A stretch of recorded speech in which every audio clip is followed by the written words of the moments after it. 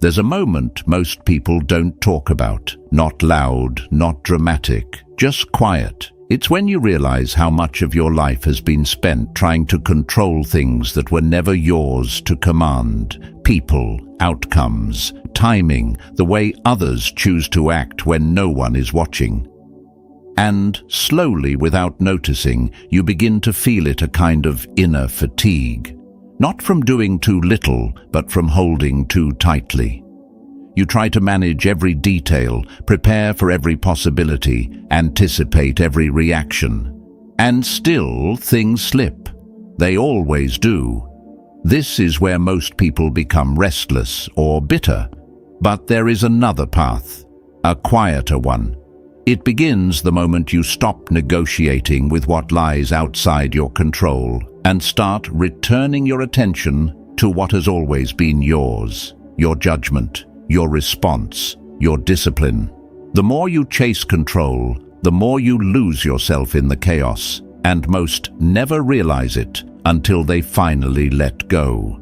There is a kind of exhaustion that doesn't come from work. It comes from trying to manage everything. You don't always notice it at first. It hides behind effort, behind responsibility, behind the quiet belief that if you just think a little harder, plan a little better, anticipate one more step ahead, you can keep things from slipping. You tell yourself you are being careful, prepared, in control.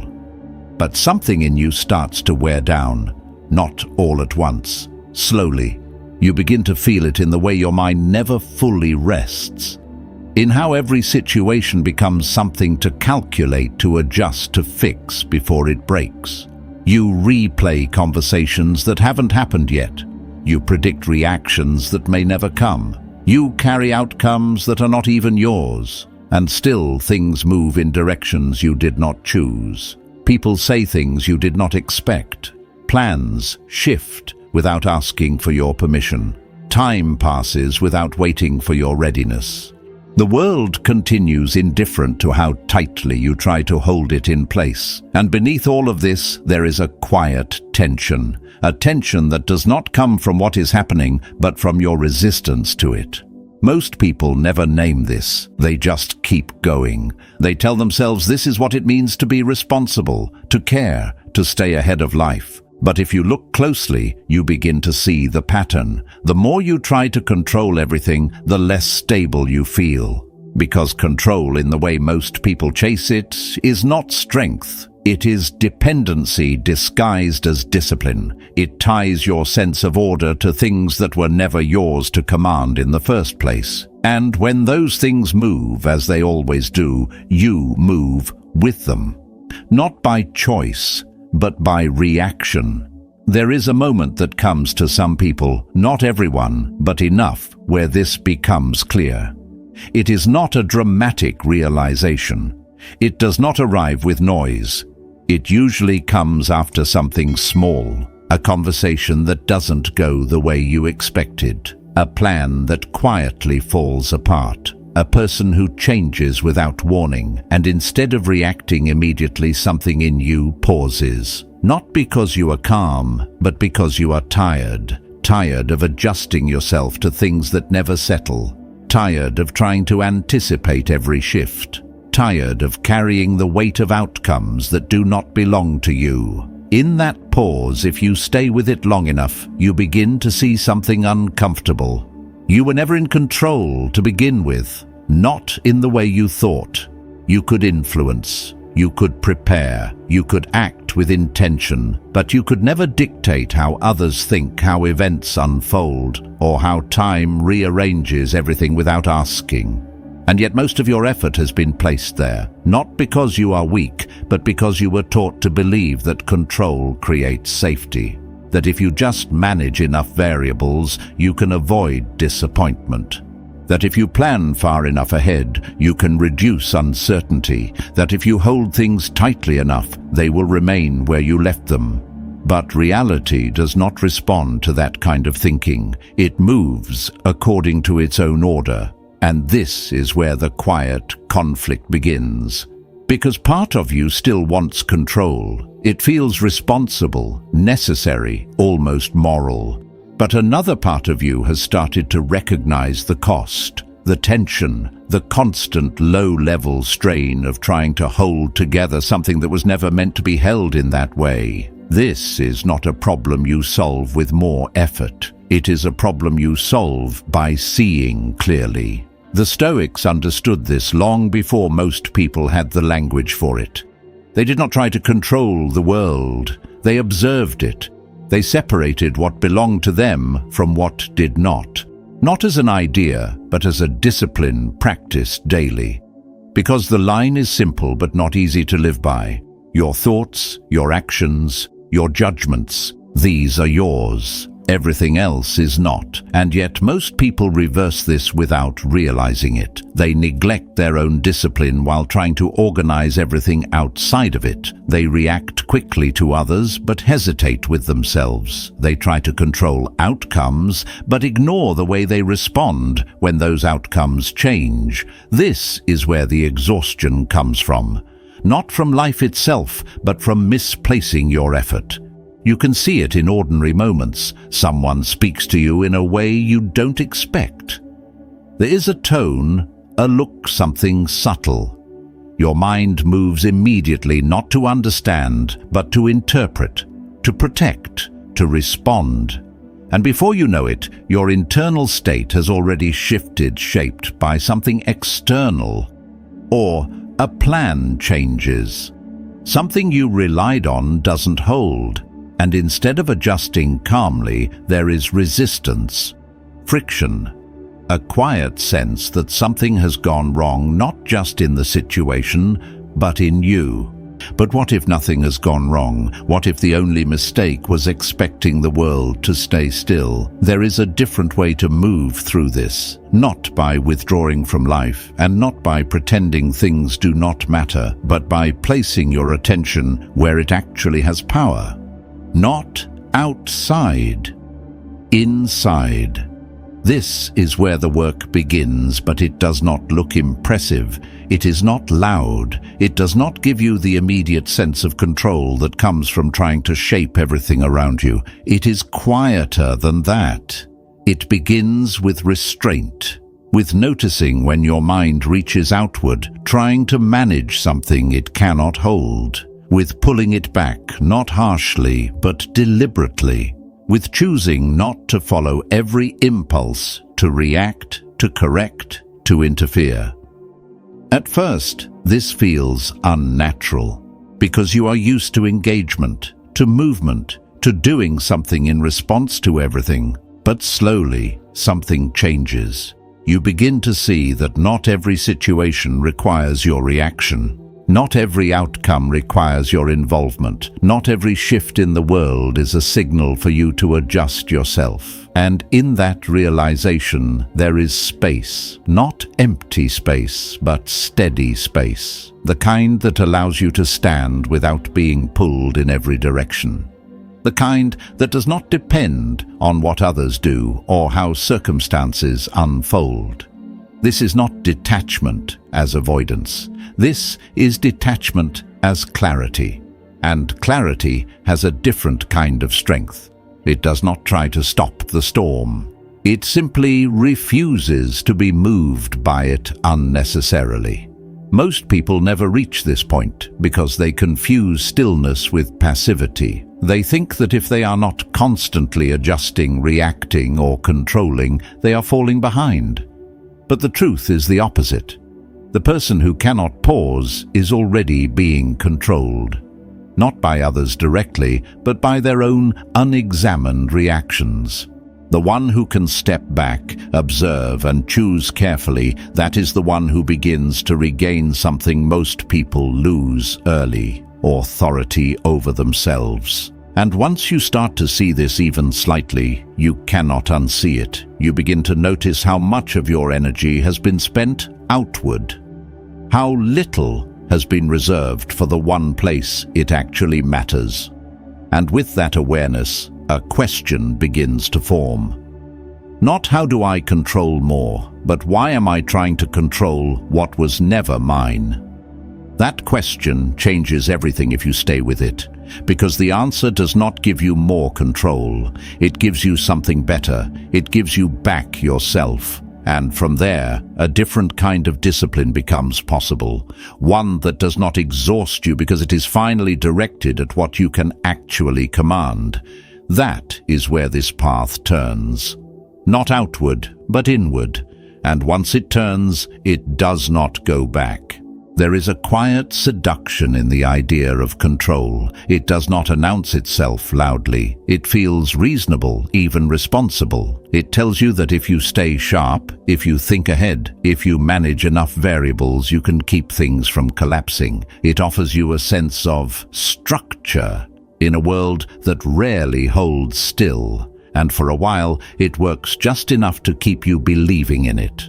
You plan carefully. You adjust your words depending on who you speak to. You try to anticipate reactions before they happen. You prepare for outcomes that haven't arrived yet. And when things go well, even briefly, it reinforces the illusion. It makes you feel like your effort is what held everything together. But what you rarely notice is how fragile that structure is. Because the moment something moves outside your expectation, the feeling changes. The same mind that once felt in control now turns restless. It searches for what went wrong, for what it missed, for what it could have done differently. It does not question the idea of control itself. It questions your execution of it. And this is where the trap deepens, because now you don't just want control, you want better control, more precise control.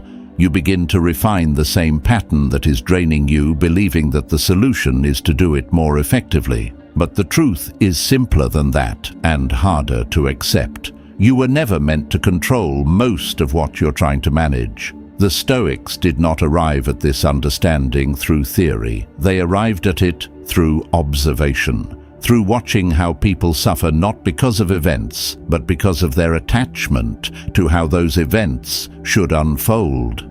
Through seeing how much energy is wasted, resisting what does not bend. And once you begin to see this in your own life, it becomes difficult to ignore. You notice how often your peace depends on outcomes, how your mood shifts based on things that are still in motion, how a single unexpected change can disturb an entire day, not because it is significant, but because it disrupted your expectation. This is not strength, it is exposure. It means your inner state is being negotiated by forces outside of you, and the more you depend on those forces to align with your preferences, the more unstable you become. Not visibly at first, but internally, subtly. Your mind becomes alert in the wrong way, always scanning, always preparing, always bracing for what might go off track. This is not control. This is tension sustained over time. There is a moment, if you allow it, where you begin to question this more deeply. Not just the outcomes, but the structure itself. You begin to ask why your sense of stability depends on things that are constantly changing. Why your peace requires cooperation from people who have their own minds, their own priorities, their own unpredictability. And the answer when it comes is not comforting. It is habit. You have trained yourself to reach outward for stability instead of building it inward. You have placed your attention on what moves instead of strengthening what remains. This is why control feels necessary. Because without it you feel exposed. Not because the world is more chaotic than before, but because you have not yet learned how to stand without trying to manage it. The Stoic approach is not to deny this discomfort. It is to face it directly. To recognize that the discomfort you feel when you stop trying to control everything is not danger. It is unfamiliarity. It is the absence of a pattern you have relied on for too long. And like any pattern, it feels natural until you step outside of it. At first, letting go of control does not feel like freedom. It feels like loss. Loss of certainty. Loss of influence. Loss of the quiet reassurance that if something goes wrong, you will be able to correct it quickly. And this is where most people return to old habits, not because they are effective, but because they are familiar. But if you stay with it, something begins to shift.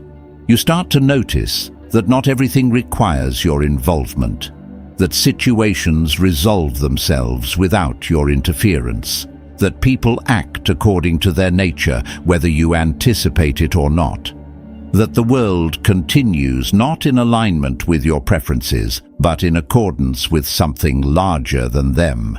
And instead of reacting to this, you begin to observe it. This is the first real movement toward clarity, because observation creates distance, and distance creates choice. When you are no longer immediately reacting, you can begin to see where your effort is misplaced. You can begin to withdraw it not completely, but deliberately. You can begin to invest it where it actually has weight, in your judgment, in your response, in the way you carry yourself when things do not go as expected. This is where the idea of control changes its meaning. It is no longer about shaping the world. It becomes about shaping your relation to it. Marcus Aurelius did not seek to command events. He sought to remain steady within them. Not because events were easy, but because he understood that his power was limited to one domain, and that domain was enough. Your mind, not in the abstract sense, but in the practical sense, in the moment when something shifts, in the second where you feel the impulse to react, to correct, to resist. That is where your control exists, not before, not after, in that narrow space. And most people miss it because they are looking elsewhere. They are trying to control the reaction of others instead of their own. They are trying to predict outcomes instead of preparing their response. They are trying to stabilize the external instead of strengthening the internal.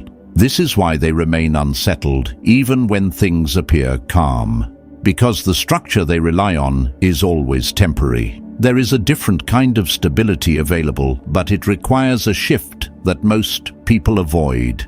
It requires you to accept that uncertainty is not a problem to eliminate. It is a condition to navigate.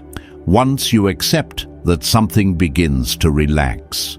Not because life becomes predictable, but because you stop demanding that it be. You stop expecting the world to hold still long enough for you to feel secure. You begin to understand that security does not come from control. It comes from readiness. From knowing that whatever happens, you will respond with clarity rather than impulse, that you will not collapse into reaction, that you will not abandon your composure because something did not go your way.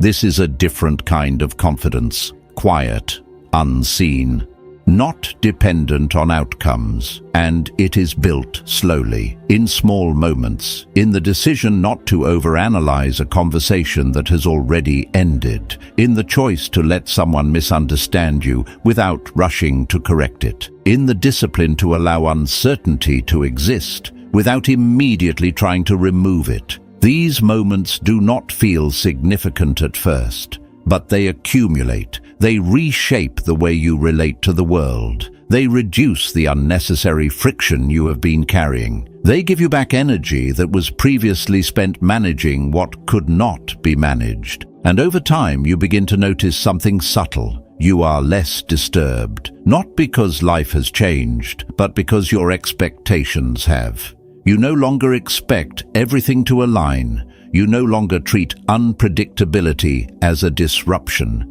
You begin to move with what happens instead of resisting it. This is not passive, it is precise. It is the difference between reacting blindly and responding with awareness, between being pulled by every shift and choosing when to engage. And in that difference, there is strength. Not the kind that forces outcomes, but the kind that remains steady regardless of them. Most people never reach this point because they are too focused on what they can influence externally. They measure progress by changes in circumstance instead of changes in themselves. They believe they are moving forward when they're only rearranging the same patterns. But once you begin to withdraw from that even slightly, the illusion starts to weaken. You see control for what it is, not a tool for peace, but a demand that creates tension. And in letting go of that demand, you do not lose power. You refine it. You bring it back to where it belongs, to the only place it has ever truly existed. And from that place, something steadier begins to form. Not control over life, but control within it. And that is where real discipline begins to take shape. There is a line most people never learn to see, not because it is hidden, but because they have never been taught to look for it. They move through life assuming everything they experience is something they must manage, respond to, or correct. Every reaction feels justified. Every disturbance feels personal. And over time, the line disappears, entirely replaced by a constant blur between what belongs to them and what does not. But the Stoics were precise about this. They did not try to simplify life by controlling more. They simplified it by dividing it. They understood that clarity begins with separation. Not emotional distance from people, not withdrawal from responsibility, but a disciplined awareness of what is actually yours to carry. Because without that awareness, you end up carrying everything, and eventually everything begins to feel heavy. At first, this line seems abstract. You hear the idea that some things are within your control and some are not, and it sounds obvious, almost too simple. But when you begin to apply it, not in theory, but in real moments, you realize how often you cross it without noticing. A conversation shifts, and instead of observing it, you take ownership of the outcome. Someone's tone changes, and instead of letting it be theirs, you internalize it. A plan fails, and instead of adjusting your action, you question your entire direction. The line was there, but you stepped over it. Not once, but repeatedly. And each time you do something subtle happens, you give away your position, not in a dramatic way, but quietly.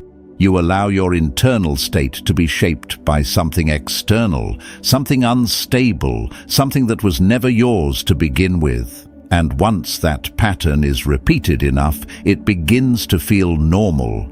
This is why most people feel like they are constantly reacting, because they are. They are responding to things that do not belong to them as if they do. They are adjusting themselves to every shift in their environment, believing that this is awareness when in reality it is a lack of separation. The Stoic does not remove themselves from the world. They refine their position within it. They learn to stand at that line and not cross it unnecessarily. They observe what is happening without immediately claiming it as something they must control. They allow space between event and response, not as hesitation, but as discipline. This space is where clarity begins, because within it you can ask a simple question. Is this mine, not emotionally, but structurally? Is this within my command, or is it simply something I am experiencing? If it is within your command, then it deserves your full attention. Your thoughts, your actions, your decisions. These are not passive. They require discipline. They require effort. They require consistency. But if it is not within your command, then your relationship to it must change. Not through denial, but through recognition. You stop trying to shape it. You stop expecting it to align. You stop measuring your stability against it. You allow it to exist without making it a condition for your peace. This is where most people struggle. Because letting something exist without controlling it feels like weakness at first. It feels like you are giving up influence. Like you are allowing things to happen without resistance. But this is a misunderstanding. You are not giving up influence. You are reclaiming precision. Because when you stop trying to control everything, you begin to control what actually matters. You stop spreading your attention across things that cannot be stabilized, and you begin to focus it on what can be strengthened. Your judgment, your response, your discipline in the moment where reaction would be easier. There is a quiet strength in this that is not immediately visible. It does not make you louder. It does not make you more assertive in the way people usually understand it. Instead, it makes you more deliberate, more measured, less reactive to things that do not require your movement. And over time, this changes how you experience everything. You begin to notice how little actually belongs to you.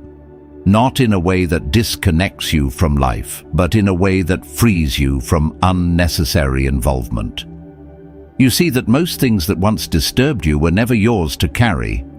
They were passing through your awareness, and you held onto them longer than necessary. A comment, a reaction, a delay, a shift in someone's behavior. None of these require your internal disruption, and yet before they would have. Not because they were significant, but because you had not yet drawn the line clearly. There is a moment, subtle but important, where this begins to stabilize. You find yourself in a situation that would have disturbed you before, and something in you does not move, not because you are suppressing anything, but because you are no longer assigning ownership where it does not belong. You see the event, you recognize its nature, and you remain where you are. This is not detachment as avoidance. This is detachment as accuracy. You are no longer merging with everything that happens around you. You are no longer treating every shift as something that defines your state. You are allowing the world to be what it is while maintaining your position within it. And this position is not passive, it is grounded. It allows you to act when action is required and to remain still when it is not. It allows you to respond with clarity instead of urgency. It reduces the noise that once filled your mind with unnecessary calculation. This is where the real difference begins to show. Because once you learn to stay on your side of that line, your energy changes. You are no longer exhausted by things that never settle. You are no longer pulled into every reaction. You begin to conserve something that was previously scattered. Your attention. And attention, when it is no longer divided, becomes power. Not the kind that controls outcomes, but the kind that shapes character. Because now, instead of reacting to everything, you can begin to refine yourself. You can begin to observe your own patterns. You can begin to adjust your responses with intention instead of impulse. This is where discipline becomes possible, not as a forced behavior, but as a natural extension of clarity. You no longer need to remind yourself constantly to stay composed. You understand why composition matters. You see the cost of losing it. You feel the difference between reacting and choosing, and that difference becomes enough. The Stoics did not aim to control life. They aimed to remain aligned within it, aligned with reason, with restraint, with the understanding that their role was not to dominate events, but to navigate them without losing themselves in the process. And this is where the line becomes more than just an idea. It becomes a boundary you protect, not from others, but from your own habits, from the impulse to overreach, from the tendency to internalize what is external, from the reflex to respond to everything as if it demands your attention. Because not everything does. In fact, very little does. And once you begin to see that your movement becomes quieter, more intentional, less reactive, you begin to choose where to place your energy instead of letting it be pulled from you. And in that choice, there is a kind of control that does not depend on the world cooperating. A control that remains even when everything else shifts. This is where the Stoic path becomes practical.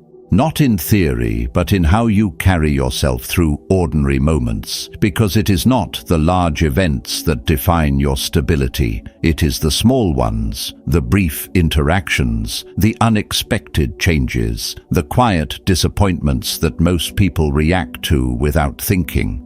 These are the places where the line matters, and these are the places where you begin to see the difference, not in what happens, but in how you remain. And from here, something else begins to emerge. Not just clarity, but restraint.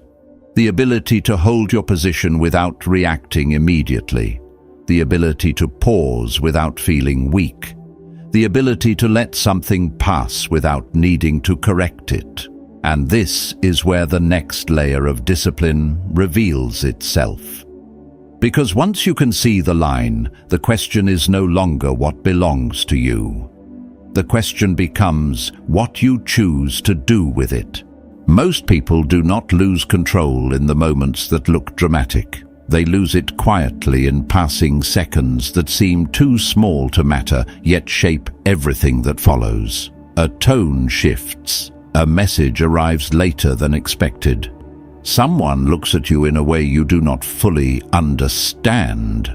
And before you have time to see clearly, something in you moves. Not slowly, not deliberately, but instantly. Your mind fills the gap with assumption, your body tightens without instruction, and your response begins to form before reason has had a chance to speak. It feels natural, almost automatic. You believe you are reacting to what is real, but more often you are reacting to what your mind has already decided is real. And that decision is rarely neutral.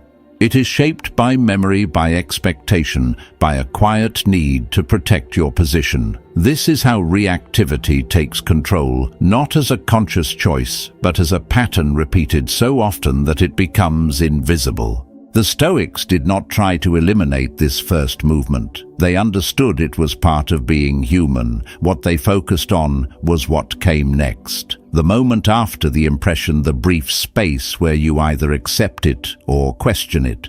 That space is small, but it is where everything changes. Because if you do not create that space, you are no longer choosing your response. You are simply continuing a pattern that has already begun, and most people never interrupt it. They move from feeling to reaction in one motion. There is no pause, no distance, no examination. The thought becomes the truth. The emotion becomes the command. And once that happens, the rest follows without resistance.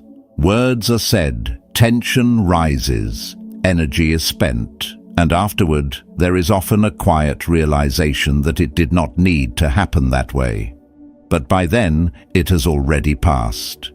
If you begin to observe yourself carefully, you start to see how often this pattern repeats. Not in extreme situations, but in ordinary ones. A simple disagreement becomes a need to prove something. A delay becomes a source of irritation. A misunderstanding becomes something personal. And each time the reaction feels justified because it is immediate. This is the problem. Speed replaces clarity. The faster you react, the less you see. The less you see, the more you assume. And the more you assume, the further you move from what is actually happening. You are no longer responding to reality. You are responding to your interpretation of it, and that interpretation is often unstable. This is where discipline must enter, not as force, not as suppression, but as interruption. A slight delay, a refusal to move immediately,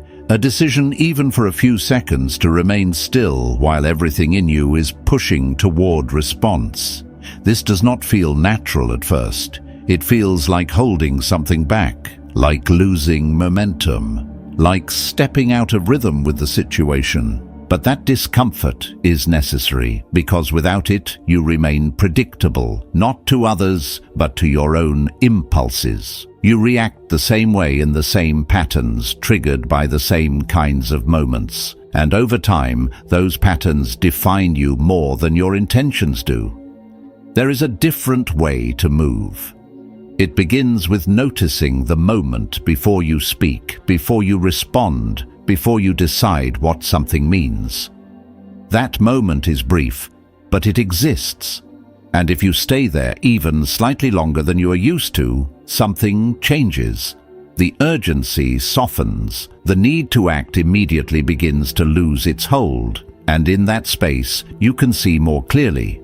You can ask yourself whether a response is necessary or simply habitual, whether the situation requires your energy or whether you are offering it out of reflex, whether what you are about to do will stabilize you or pull you further into something that does not need your involvement. Most of the time, the answer is simpler than you expect. It is not necessary. Not every comment needs correction. Not every misunderstanding needs clarification. Not every shift in behavior requires your attention. But until you learn to pause, you will treat all of them as if they do. There is a quiet strength in restraint that most people overlook. It does not make you louder. It does not assert itself. It does not prove anything externally, but internally it changes your position. You are no longer being moved by everything around you. You are choosing when to move and when not to. This choice is where control begins to take form. Not control over others, not control over outcomes, but control over your own participation. You decide what enters your mind and stays there. You decide what deserves a response and what can pass without it. You decide whether to follow the first impulse or to let it dissolve. And as you practice this, something becomes clear. Much of what you thought required your reaction never did. It only felt that way because you were used to reacting. There is a moment that appears again and again once you begin to see it. You are in a conversation, something is said, and you feel the familiar pull to respond, to correct, to explain, to defend your position. Before you would have followed that impulse without question, but now you pause, you let the moment pass, and nothing breaks. The conversation continues, the tension does not escalate. Your internal state remains steady. And more importantly, you recognize that your silence did not cost you anything. It preserved something instead, your composure. This is not withdrawal, it is precision. You are no longer reacting to everything, you are selecting your responses with intention. You are no longer giving energy to every shift in your environment. You are conserving it, directing it only where it has meaning. And this changes how you experience even the simplest moments. Frustration does not build as quickly. Irritation does not linger as long. Situations that once felt heavy begin to feel lighter, not because they have changed, but because you are no longer amplifying them through reaction. This is where emotional control becomes practical. Not as an idea, but as a daily discipline. You feel what you feel, but you do not immediately act on it. You allow the emotion to exist without letting it dictate your movement. You observe it, understand it, and then decide what to do with it. And often what you choose is less than what you would have done before. Less reaction, less involvement, less unnecessary movement. But what remains is stronger, clearer, more stable. Over time, this begins to define you, not in a way that others immediately recognize, but in the way you carry yourself. You are not easily pulled into conflict. You are not quick to react. You're not disturbed by every change in the environment. There is a steadiness in you that does not need to be announced, and this steadiness is not accidental. It is built. Moment by moment, decision by decision, through the consistent refusal to be controlled by the first impulse, through the discipline of pausing when reaction would be easier, through the understanding that not everything deserves your response, because in the end, reacting to everything is not strength, it is exposure. And restraint is what protects you from it.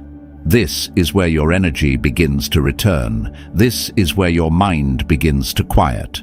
And this is where a different kind of control starts to emerge, not loud, not forceful, but steady enough to remain even when everything around you does not. There is a point where awareness is no longer enough. You begin to see your reactions more clearly. You notice the impulse before it fully takes over. You recognize the patterns that once felt invisible. But seeing is only the beginning, because without discipline, awareness becomes frustration. You know what you should do, but in the moment, you still follow the old path. And this is where most people stop. They understand the idea, but they do not build the structure to live by it. They rely on intention instead of training. They expect clarity to hold under pressure without preparing for that pressure in advance. And when it doesn't, they return to the same habits, only now with the added weight of knowing better. Discipline is what closes that gap. Not as something dramatic, not as a rigid system imposed on your life, but as a quiet consistency in how you handle yourself when no one is watching. It is built in small decisions that seem insignificant at the time, but over time they become the foundation of how you move through everything. Most people think of discipline as force, pushing through resistance, forcing themselves to act against what they feel, holding everything in place through effort. But this kind of discipline does not last. It creates tension, and tension eventually breaks. The Stoic understanding of discipline is different. It is not about forcing yourself to behave a certain way. It is about aligning your behavior with what you have already understood to be true. It is the repetition of right action until it becomes natural, until it no longer requires constant negotiation within yourself. And this begins in moments that are easy to overlook. You wake up and your mind starts moving, immediately thinking about what needs to be controlled, what might go wrong, what needs your attention.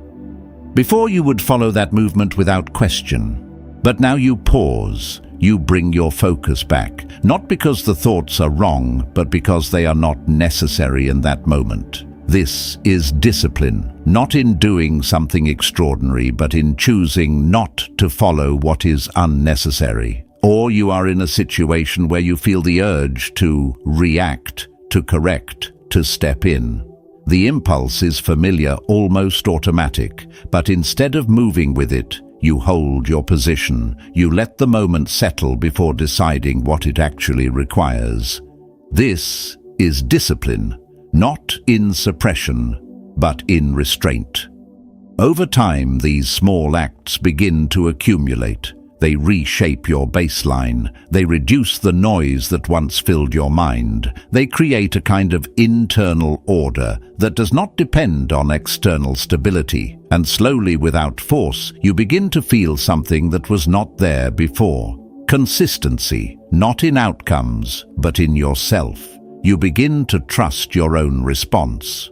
Not because you have controlled everything around you, but because you have learned to remain steady regardless of what happens. And that trust is different from confidence. It is quieter, more stable. It does not rise and fall with success or failure. It remains because it is built on something that does not shift.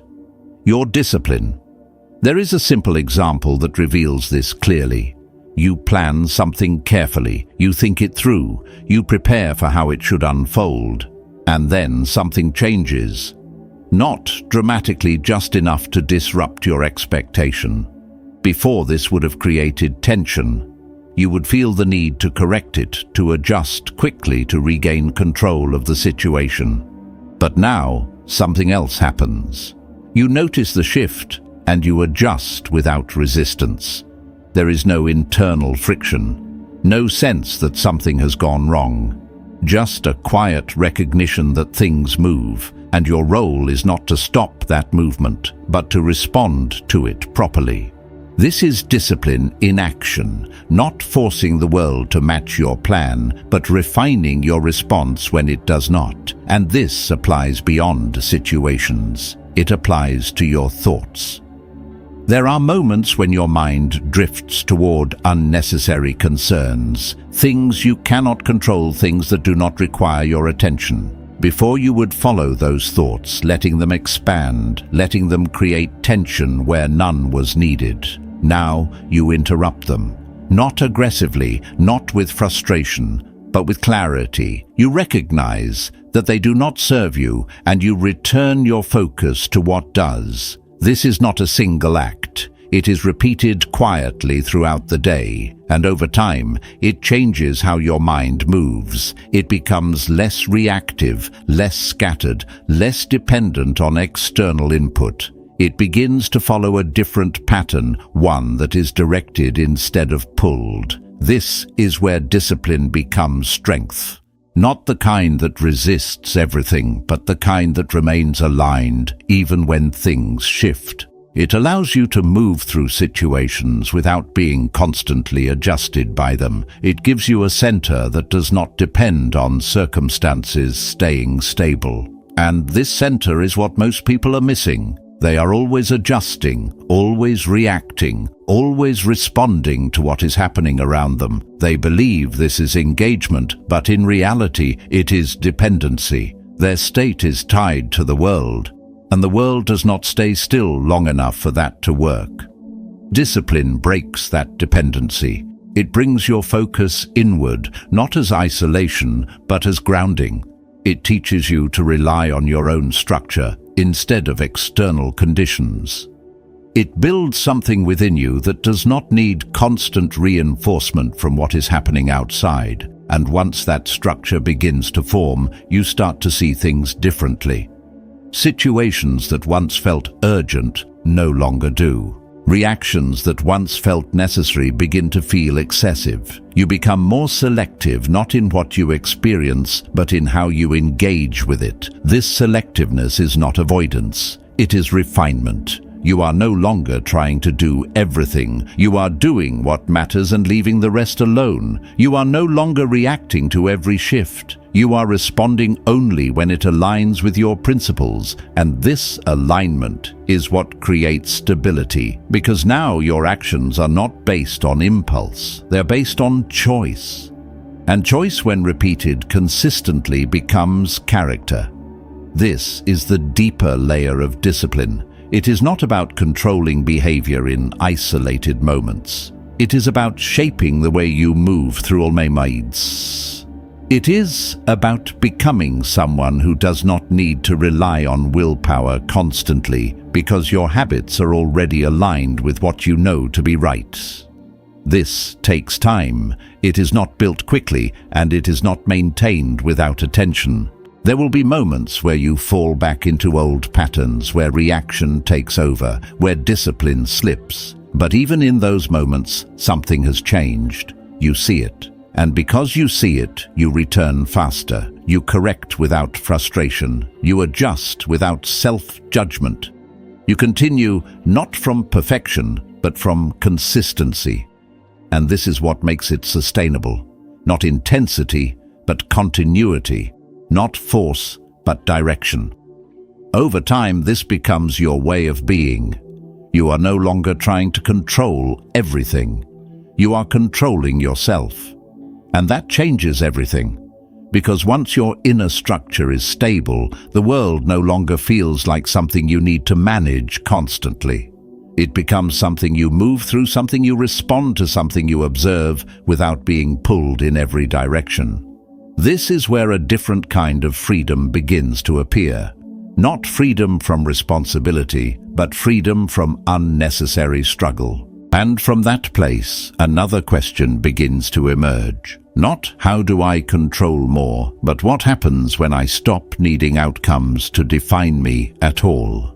There is a quiet tension that remains even after you learn restraint and discipline, and it reveals itself in a different place, not in how you react, but in what you expect. You may no longer respond impulsively. You may pause, observe, and choose your actions with more care. But beneath that, there is still a subtle attachment to how things should turn out. You act with intention, but you are still watching the outcome, measuring it, adjusting your internal state based on whether it aligns with what you had in mind. And this is where many people mistake discipline for detachment. They believe that once they control their behavior, they have achieved stability, but if your peace still rises and falls with results, then something deeper is still unsettled. Outcomes are persuasive. They give the illusion of finality. When things go your way, there is a sense of confirmation, as if your effort has been validated. When they do not, there is a quiet resistance, a feeling that something has gone wrong, even if your actions were sound. This is where attachment hides, not in what you do, but in what you expect to receive from it. And as long as that expectation remains, your stability is still tied to something that does not belong to you. The Stoics were precise about this. They did not separate action from outcome because outcomes were unimportant, but because they understood that outcomes are not governed by you alone. You act, but the result is shaped by many factors beyond your reach. Other people, changing conditions, time itself, all of these play a role. And if you tie your sense of control to the final result, you place your peace in something unstable. Detachment from outcomes is not indifference. It is clarity about your role. Your role is to act well, not to guarantee results. This distinction is simple but difficult to live by, because the mind is always drawn forward. It wants to know what will happen. It wants assurance that effort will be rewarded, that discipline will produce the result you had in mind. And when that assurance is not there, it begins to tighten, to anticipate, to worry. But this is where you must shift your position. Instead of placing your attention on what will come, you bring it back to what is within your command. You examine your actions, your effort, your intention.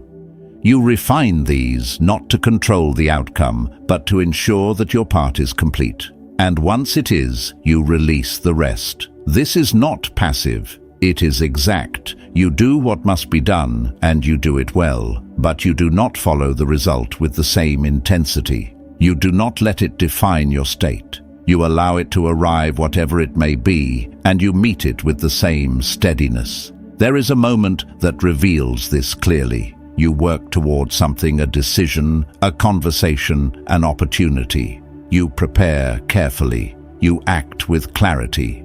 And then the result does not match what you expected. Before, this would have unsettled you. You would question your approach, replay the situation, look for where you went wrong. But now, something changes. You review your actions not with anxiety, but with honesty. If there was an error, you correct it. If there was not, you accept the outcome as something that was never fully yours to control. And then you move forward, without resistance, without carrying it longer than necessary. This is where detachment becomes real. Not in theory, but in how quickly you return to your center after things do not go your way. Not because you do not care, but because you understand the limits of your control. You care about your actions. You care about your standards, but you do not place your identity in the result. And this changes how you approach everything. You become less anxious before action because you are not trying to secure a specific outcome. You become less disturbed after action because you are not tied to a single result. You begin to move with a different kind of focus, one that is grounded in the present instead of stretched toward the future. This focus is stable. It allows you to act fully without holding on. And that is where strength begins to deepen.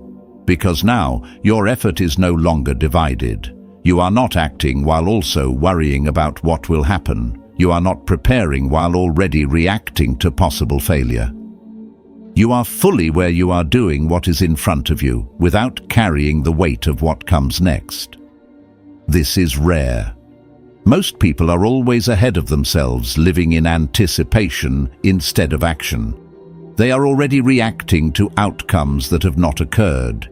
They are already adjusting to possibilities that may never exist. And this pulls them away from the only place where they have any real influence, the present moment. Detachment brings you back, not as a concept, but as a necessity, because if you are not here, you cannot act properly. And if you cannot act properly, then even the outcome you are attached to becomes less likely. This is the paradox. The more you chase a result, the less stable your action becomes. The more you release it, the more precise your action can be. This does not guarantee success, but it guarantees alignment. And alignment is what gives you consistency over time.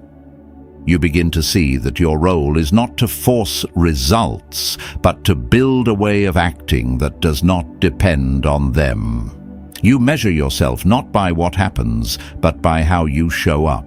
By the clarity of your judgment, the steadiness of your response, the discipline of your effort. This is where self-respect begins to grow, not from achievement, but from alignment with your own standards. You know that you acted well. You know that you did not compromise your clarity for the sake of a result. And that knowledge remains regardless of what happens externally. This is something no outcome can give you, and no outcome can take away. Over time, this creates a different kind of relationship with life. You are still engaged. You still act, still pursue, still build. But there is no desperation in it. No need for things to turn out a certain way for you to feel stable. You are grounded before the result, and you remain grounded after it. And this grounding changes how others experience you. You are not easily shaken. You are not overly reactive to success or failure. There is a consistency in you that does not depend on external conditions. And that consistency is not something you try to display. It is something that naturally emerges when you stop attaching yourself to what is outside your control. This is where detachment becomes strength. Not because it removes you from life, but because it allows you to engage with it without losing yourself in the process. And from here, something else begins to take shape, because once you are no longer attached to outcomes, you begin to see more clearly how others behave when they are. You begin to notice the tension in their actions, the urgency in their words, the instability that comes from needing things to go a certain way. And in contrast, your own steadiness becomes more defined. Not as something you compare, but as something you maintain. And this leads you into situations where that steadiness is tested. Not in theory, but in reality. Where others react, where pressure builds, where disrespect appears without warning. And in those moments, the question is no longer whether you understand detachment. The question is whether you can hold it. There are moments where everything you understand is tested, not in silence, but in direct contact with others. Not when you are alone and composed, but when someone speaks to you in a way that is careless, dismissive, or intentionally sharp. These are the moments where detachment is no longer an idea. It becomes a decision that must be made in real time, under pressure, without preparation. Disrespect does not always arrive loudly. Sometimes it is subtle, a tone that carries more than the words themselves, a lack of acknowledgement, a shift in behavior that signals something has changed but without explanation. And in those moments, the mind reacts quickly. It tries to interpret, to defend, to correct the imbalance it perceives. Before, this reaction felt justified. Now it feels familiar, and that familiarity is what allows you to see it before it takes over. There is a difference between recognizing disrespect and reacting to it immediately. Most people collapse these into one. They feel something, and they respond as if that feeling must be expressed without delay. But what they do not see is that the speed of their reaction often determines the outcome more than the original action itself. When you react quickly, you give control away. Not because the other person has power over you, but because you have allowed your state to be shaped by their behavior. You are no longer choosing your response. You are answering theirs. This is where restraint becomes essential. Not as silence for its own sake, but as a refusal to be moved without intention. You do not ignore what happens. You see it clearly, but you do not allow it to dictate your next step. You hold your position not rigidly, but steadily. There is a quiet strength in this that is often misunderstood. People think strength is immediate response, clear assertion, visible control. But real strength is the ability to remain composed when reaction would be easier. To choose your response instead of being pulled into one. This does not mean you accept everything. It means you choose how and when to engage. There are situations where a response is necessary, where something must be addressed, corrected, or made clear. But even then, the timing matters. The tone matters. The state you speak from matters more than the words themselves. If you respond from reaction, even if your words are correct, they carry tension.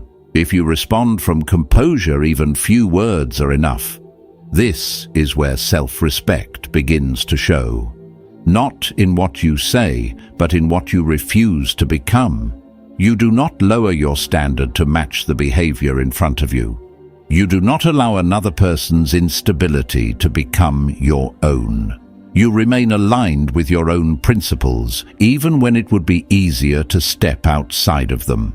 There is a moment that appears often in these situations. Someone says something that crosses a line. It is not extreme, but it is enough. You feel it. The impulse to respond rises immediately. Before you would have followed it, you would have answered quickly, matched tone with tone, energy with energy. Now you pause, not out of hesitation, but out of control. You allow the moment to settle. You observe what was said without adding to it.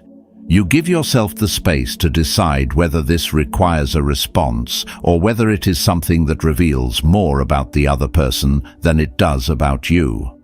And often the answer is clear.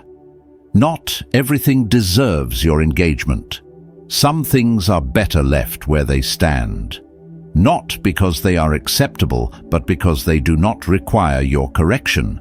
They do not define you unless you step into them. And by stepping back, you remove yourself from something that would only disturb your position. This is not weakness, it is selection. You are no longer reacting to everything.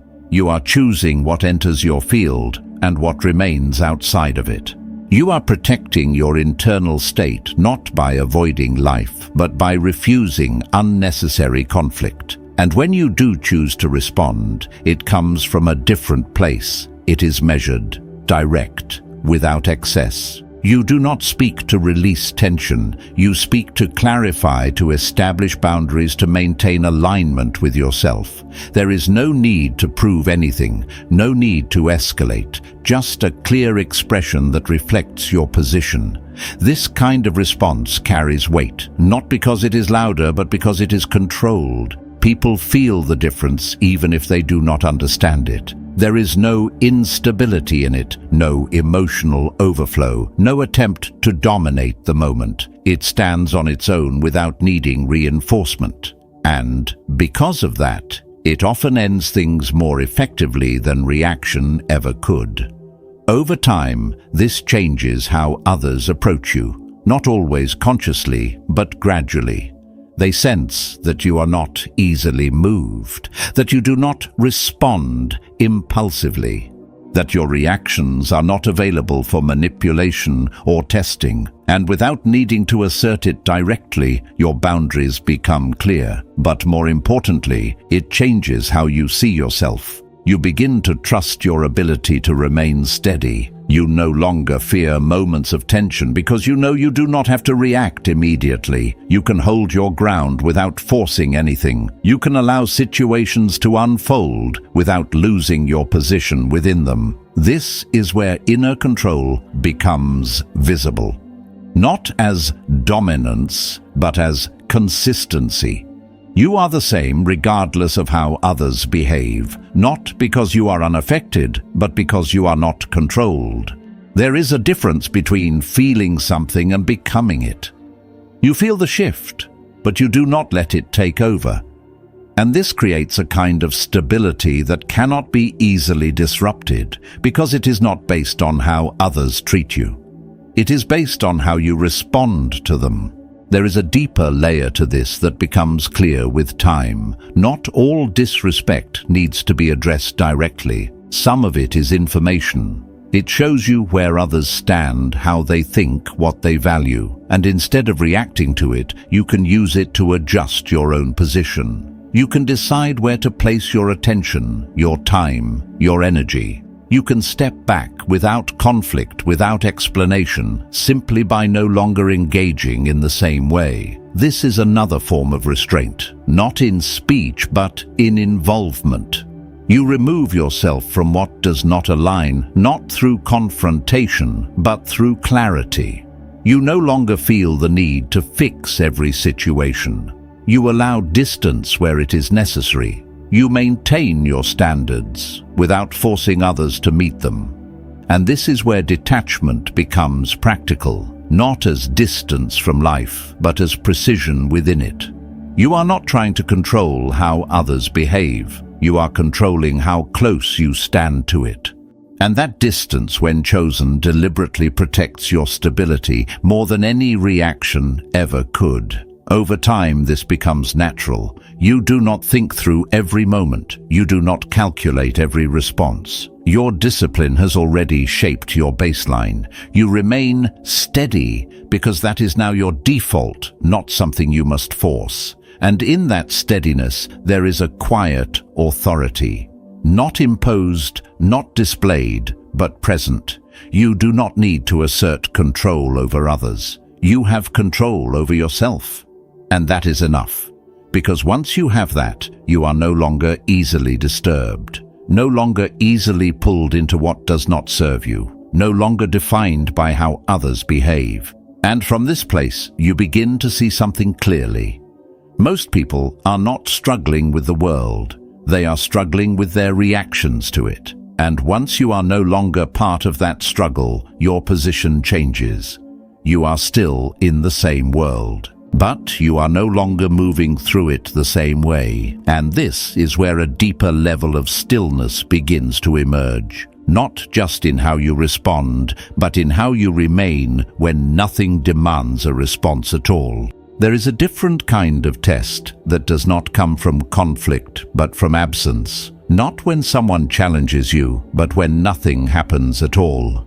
No response. No recognition, no movement in the direction you expected. And in that quiet gap, something begins to surface that is harder to manage than pressure itself.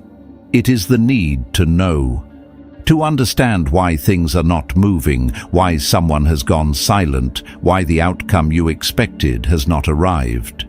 The mind does not like uncertainty.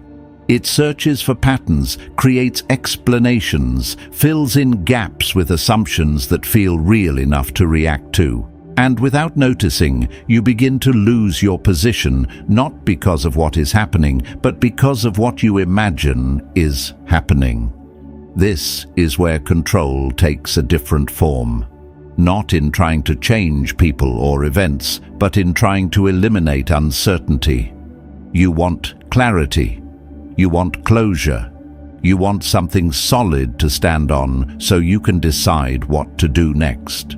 And when that clarity does not come, the mind starts to move on its own. It replays conversations. It revisits moments. It looks for signals that may not exist. It builds conclusions out of fragments. And each time it does, your state shifts, slightly pulled away from what is real into what is constructed. This is one of the most subtle ways control weakens you, because it does not feel like control. It feels like thinking, but not all thinking is useful. Some of it only deepens the disturbance. There is a moment in this process where you can still see clearly, where you notice that you are no longer responding to what is actually happening, but to a version of it created in your own mind. And if you stay there long enough, you begin to act based on that version, not reality itself. This is where discipline becomes internal in a deeper way. You are no longer managing your reactions to external events. You are managing your relationship with your own thoughts. This is not about suppressing them. It is about recognizing their limits. Not every thought deserves to be followed. Not every interpretation deserves to be believed. You begin to see that the absence of information is not a problem to solve, but a condition to accept. There are things you will not know. There are outcomes you cannot predict. There are delays, silences, and shifts that have nothing to do with you, but will still try to pull you in. And the question is no longer what is happening. It becomes how you remain while it is happening. There is a kind of stillness required here that is different from restraint in conflict. It is quieter, less visible, but more demanding. Because there is no immediate pressure, no clear trigger, nothing to push against. Just time, uncertainty, and your own tendency to fill the space. Most people fail here, not because they lack strength, but because they underestimate the impact of uncertainty. They think control is only about action, about doing something, saying something, changing something. But control also appears in waiting, in watching, in holding your position when nothing moves. This is where patience is not passive. It is active restraint. You are choosing not to interfere. Not because you cannot, but because you understand that forcing clarity often creates more confusion. That reacting to incomplete information leads to incomplete decisions. That sometimes the strongest position is to remain where you are without reaching forward.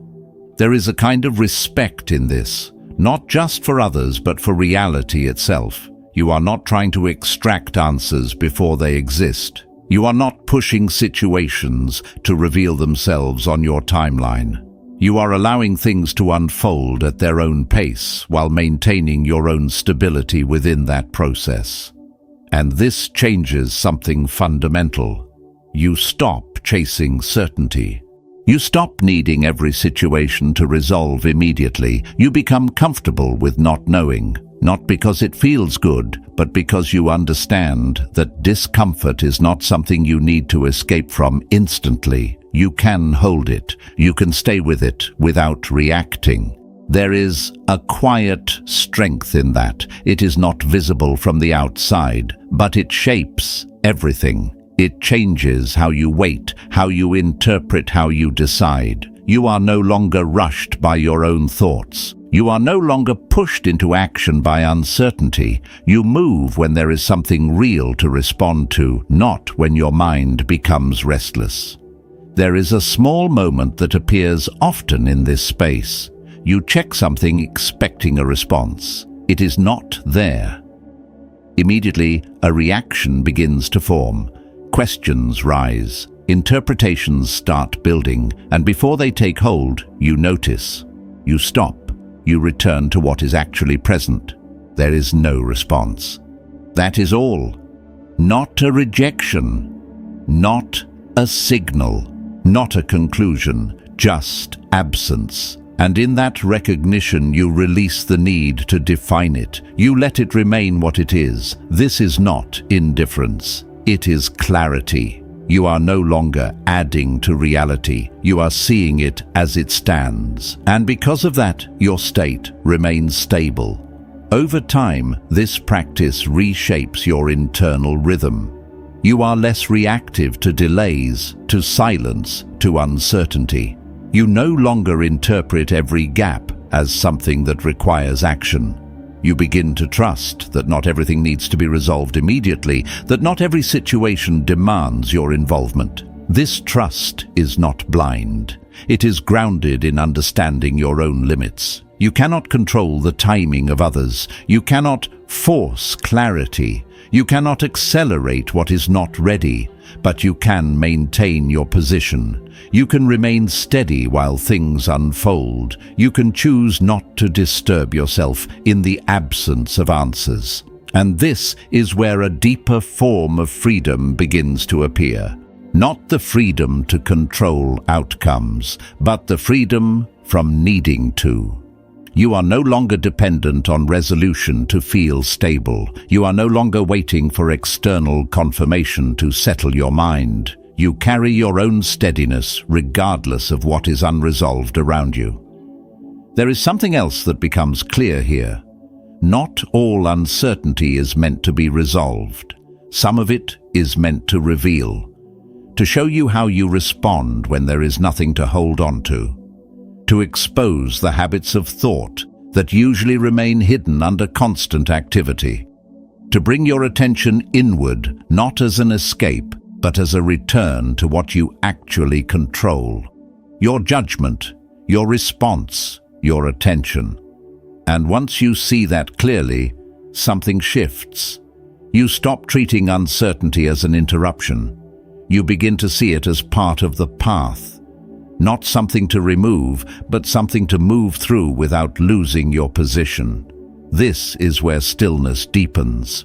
Not because the world has become quieter, but because you are no longer reacting to every movement within it. You are selective, intentional, measured. And in that, there is a sense of control that does not depend on external order. It comes from within. And as this becomes more consistent, you begin to notice that fewer things disturb you. Not because life has changed, but because your relationship to it has. You are not pulled in every direction. You are not responding to every gap, every delay, every unknown.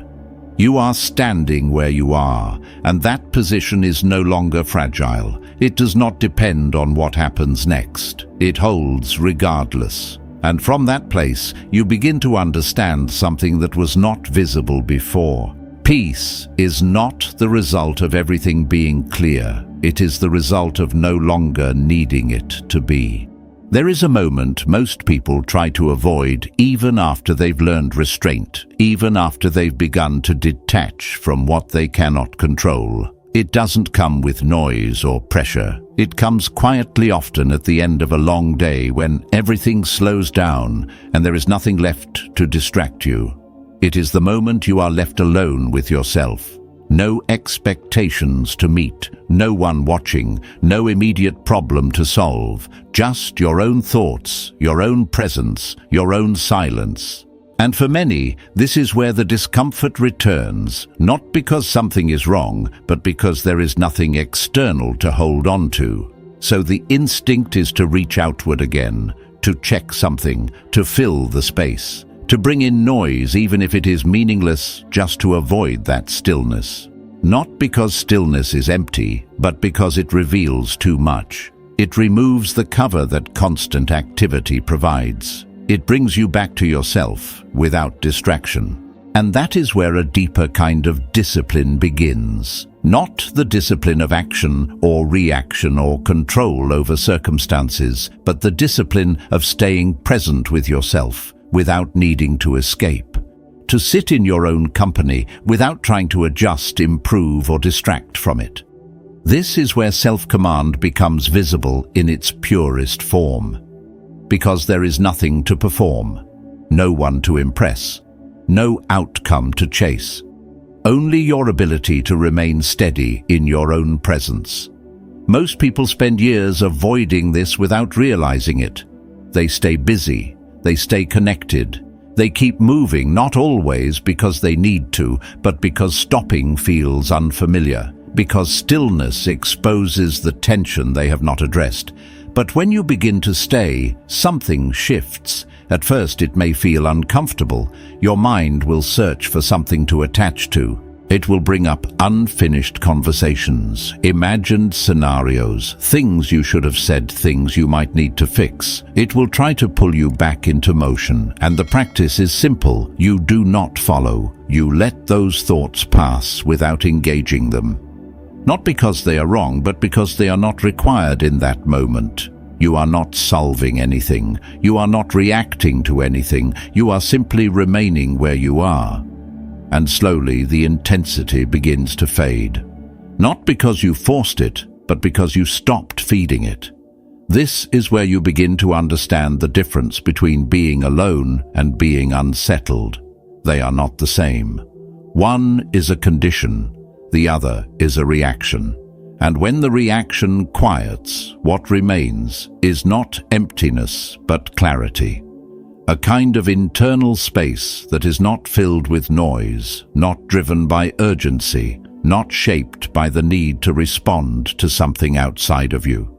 This is where your foundation is built. Not in moments of pressure, but in moments of stillness, because this is where you see what remains when everything else is removed. Not your roles, not your responsibilities, not your image, but you without addition. And if that feels unfamiliar, that is not a problem. It is simply something you have not spent time with. So you begin to return to it not forcefully, but consistently. You allow yourself moments where nothing is required of you, and you resist the urge to fill them immediately. You stay just long enough to notice what arises and just long enough to let it settle. There is a quiet strength that forms here. Not visible, not loud, but stable. You become less dependent on constant stimulation. Less affected by the need to check to respond, to stay engaged with everything happening around you. You begin to choose your engagement rather than defaulting to it. And this changes how you move through the world.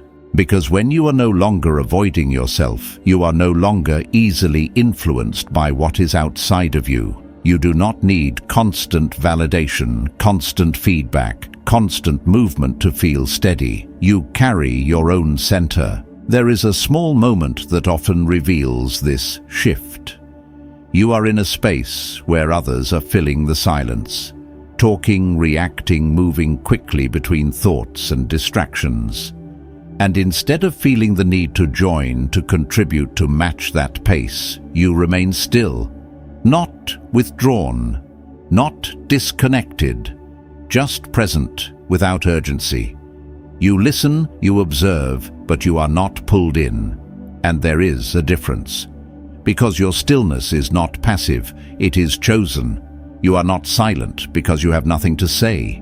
You are silent because you are not compelled to speak. And in that there is control, not over others, but over yourself. This kind of presence does not demand attention, but it changes how you are perceived. People sense it even if they cannot explain it. The absence of unnecessary reaction, the lack of tension, the steadiness in your attention. It is not something you perform, so it cannot be taken away. It is simply how you are. And the more you return to this, the more natural it becomes. You stop filling silence just to avoid it. You stop reaching outward just to escape inward. You begin to understand that your strength is not in constant movement, but in your ability to remain unmoved when movement is not required.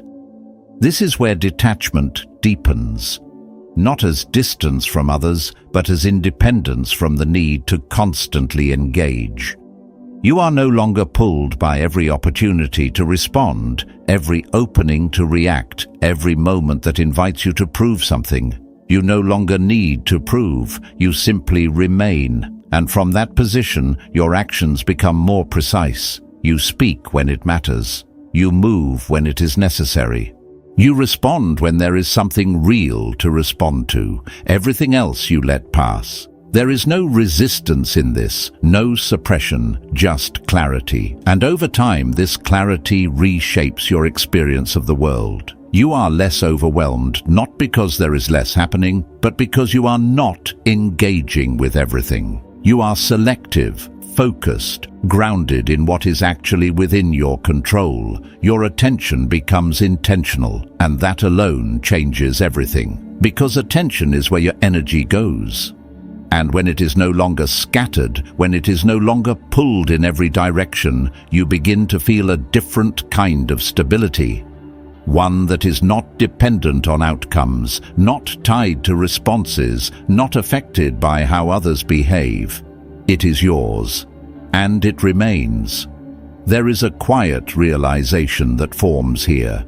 You are not incomplete in silence. You are not missing anything in stillness. You are not behind when nothing is happening.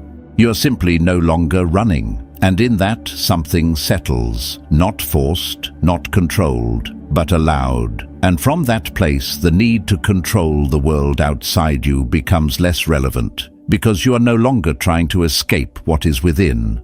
There is a point where all of this begins to reveal its real cost. Not the cost of losing control, but the cost of trying to maintain it for too long. You start to notice how much of your energy was never spent on action, but on anticipation, on preparing for things that may never happen, on replaying situations that have already passed, on adjusting your behavior to outcomes you cannot guarantee. And when you see it clearly, there is a kind of quiet recognition that settles in. You have been working against something that was never yours to carry. Not once, not occasionally, but repeatedly. In small ways that felt justified at the time, thinking it would make you more prepared, more aware, more capable of avoiding disappointment. But, in reality, it only kept you in a constant state of tension waiting for something to resolve before you could feel steady.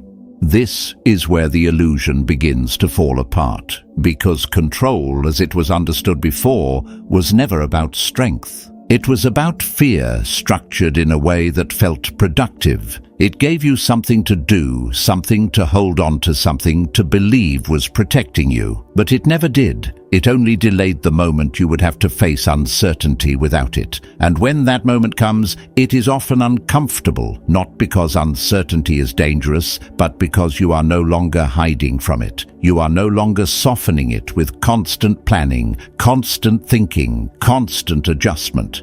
You are seeing it as it is, unpredictable, unfixed, outside your control.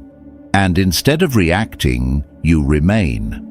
There is a kind of honesty in this that is difficult at first. You stop telling yourself that if you think hard enough, prepare long enough, adjust carefully enough, you can shape everything in your favor. You begin to accept that outcomes are not entirely yours, that other people will act in their own ways, that timing will not always align with your expectations. And instead of resisting that, you make space for it. Not passively, but deliberately. You begin to build your decisions around what is actually yours to govern, not what you wish you could influence. Your effort becomes more precise. Your attention becomes more focused. You stop spreading yourself thin, trying to manage everything, and instead invest deeply in what you can actually direct. This changes how you approach even simple moments. A conversation becomes just that, a conversation, not a calculated exchange designed to produce a specific reaction. A plan becomes a direction, not a fixed outcome that must be achieved at all costs. A delay becomes a part of the process, not a disruption that needs to be corrected immediately. And with each of these shifts, something subtle but important happens. You become less fragile. Not because nothing affects you, but because you are no longer attaching your stability to what happens next. You're no longer depending on outcomes to confirm that you are on the right path. You are grounded in the process itself. There is a quiet example of this that appears often in ordinary life. You prepare for something, a meeting, a conversation, an opportunity. You do what is within your control. You think clearly, you act with intention, you carry yourself with composure. And then the outcome is not what you expected. In the past, this would have unsettled you. You would question what went wrong, revisit every detail. Try to find where you lost control, where you could have adjusted something to change the result. But now the response is different. You review what was yours, your preparation, your conduct, your decisions, and, if those were aligned, you leave the rest. Not because you do not care, but because it was never yours. This is not detachment as distance, it is detachment as clarity. You are no longer entangled in outcomes that do not belong to your effort.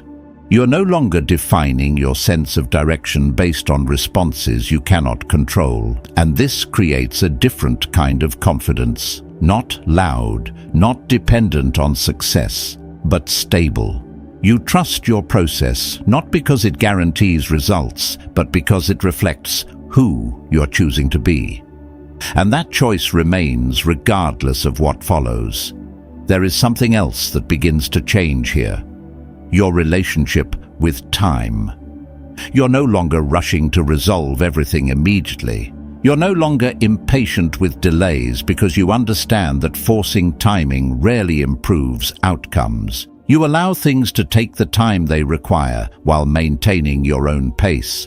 This does not slow you down. It steadies you. You move with intention, not urgency. You act when it is appropriate, not when you feel pressured. You respond to what is real, not what you fear might happen. And over time, this builds a kind of internal consistency that is difficult to disturb. You're not easily pulled into reactions, not easily thrown off by unexpected turns, not easily shaken by things not going your way. Because your way is no longer defined by outcomes, it is defined by how you move through them. There is a quiet moment that often confirms this shift. Something does not go as planned. You notice it, you adjust if necessary, and then you continue. No spiral, no unnecessary reaction, just movement forward. And in that simplicity, there is strength. Because you are no longer adding weight to what is already there. You are no longer creating resistance where it is not needed. You are simply engaging with reality as it presents itself. This is where the idea of control begins to transform completely. It is no longer about shaping the world. It is about shaping your response to it. And that shift changes everything. Because once you see that clearly, you stop trying to dominate what cannot be dominated. You stop wasting energy on outcomes that will unfold regardless of your effort. You begin to place your attention where it actually matters, within, your judgment, your discipline, your restraint. And from there, your actions become more effective, not because you are forcing better results, but because you are no longer interfering with your own clarity. You are not clouded by unnecessary concern, not distracted by imagined outcomes, not driven by the need to control what was never yours. You act cleanly, and that alone improves everything you do. There is no excess, no tension, no wasted movement, just clear intention followed by measured action. And when something does not go your way, you are not broken by it, because your stability was never placed there to begin with. This is where something deeper begins to take form. Not just detachment from outcomes, but independence from them. You are no longer tied to success in the way you once were. Not because you do not value it, but because it no longer defines you. You pursue it, you work toward it, but you do not depend on it to remain steady. And that changes the way you show up. There is less pressure, less force, less need to prove. You are simply doing what is yours to do with full attention without attaching yourself to what comes next. And in that, there is a kind of freedom that is difficult to describe, but easy to recognize once felt. It is the absence of unnecessary tension, the absence of constant adjustment, the absence of needing everything to align before you can feel at ease. You are at ease within the process, and from that place, your path becomes clearer. Not because everything is predictable, but because you are no longer clouding it with what does not belong to you. You see what is in front of you, you act on it, and you move forward. Nothing more is required, and nothing less will hold. There comes a stage where your understanding is no longer tested by uncertainty, but by repetition. Not one difficult moment, not one unexpected outcome, but the quiet return of the same patterns, the same situations, the same types of people appearing again in slightly different forms. And This is where most people slip without realizing it, because the mind tells a subtle story. It says, this time is different. This time the outcome might change. This time the effort might finally produce what it did not before. And without noticing, you begin to lean forward again just slightly, just enough to re-enter the cycle you thought you had stepped out of. This is not weakness. It is familiarity. The pull toward what you have already experienced, even if it did not serve you. The mind prefers the known, even when the known leads to the same result. And so the real test here is not whether you understand detachment, but whether you can apply it consistently when nothing feels urgent enough to demand it. Because repetition does not come with pressure, it comes with comfort, and comfort is often where discipline fades. You recognize the pattern, but you tell yourself it is manageable this time. You notice the early signs, but you allow them to pass without action. Not because you do not see them, but because they are not intense enough to force a decision. And slowly, the distance you created begins to close. Not all at once, but gradually. This is where awareness must become sharper. You are no longer reacting to obvious disturbance. You are recognizing subtle shifts before they take form. The tone of a conversation that feels familiar. The behavior that echoes something you have already experienced. The internal response that begins to lean in a direction you know well. And the moment you see it, the decision is already there, not to engage in the same way, not to invest where the outcome is predictable, not to repeat what has already shown you its nature.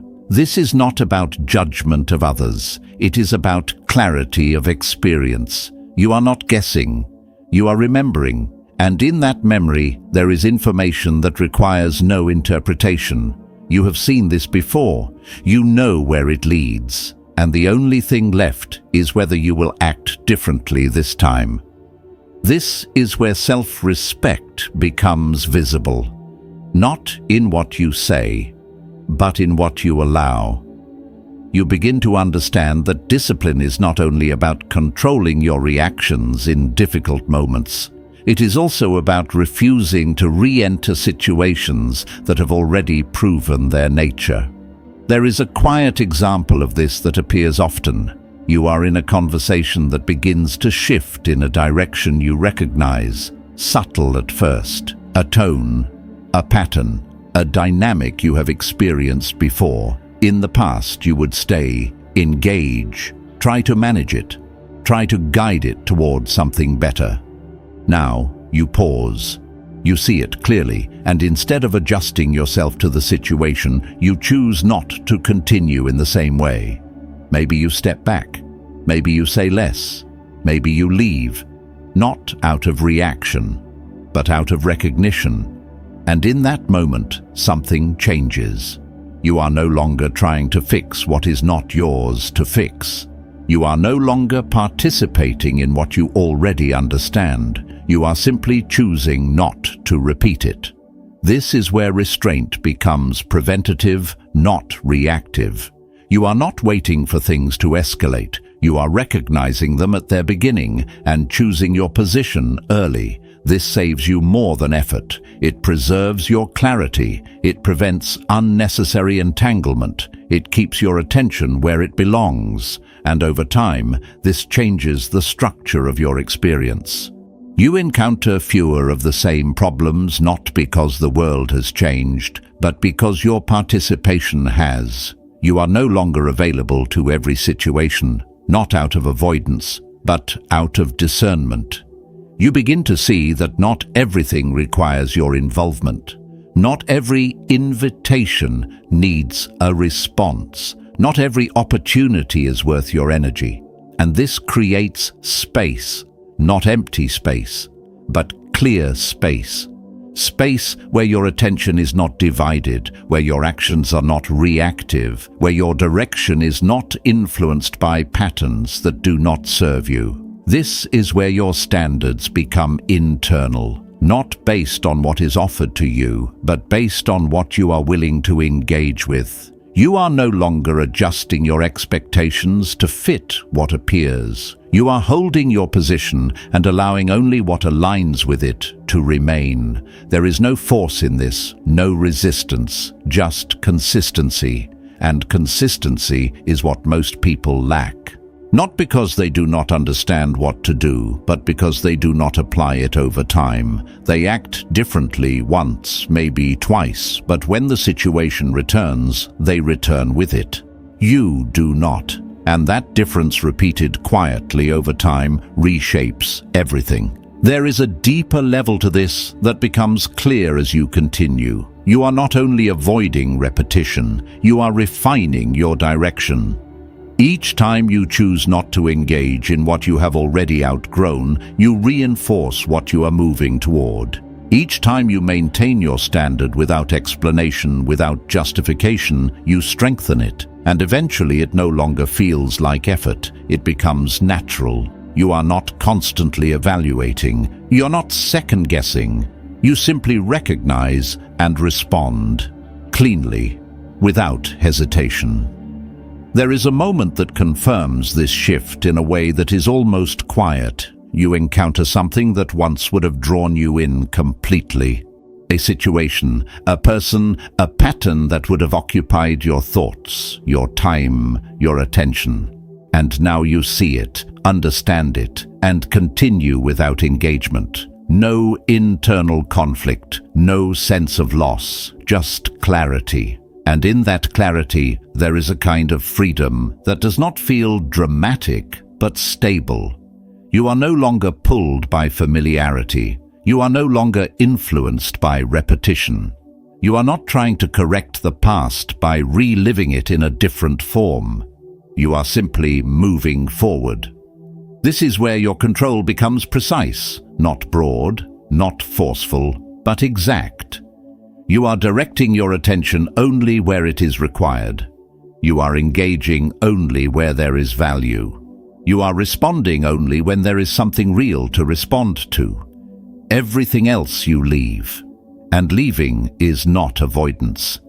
It is alignment. You are no longer trying to include everything in your path. You are shaping your path by what you choose not to include. And that choice, repeated over time, builds something that cannot be easily disrupted, a kind of internal order that does not depend on external consistency. You are steady even when what appears around you is not, and from that steadiness, your next decisions become clearer. Not because the world is simpler, but because you are no longer complicating it.